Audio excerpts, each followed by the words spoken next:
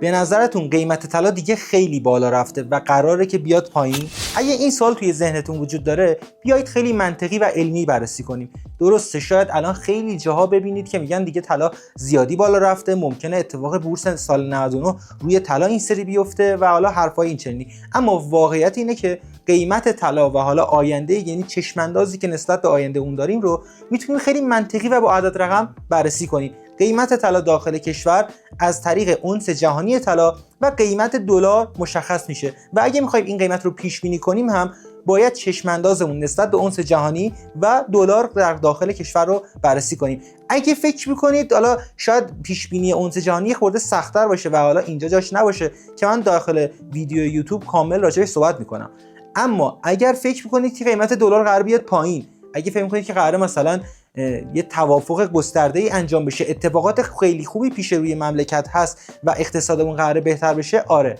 حرفتون درسته، طلا باید بیاد پایین. اما اگه فکر می‌کنید شرایط روی بدتر شدنه، نه، قیمت طلا قرار نیست بیاد پایین. اگر هم پایین اومدنی باشه شاید بتونیم بگیم فرصت خرید یا یک اصلاح زمانی، ولی پایین اومدن پایداری خبری نیست.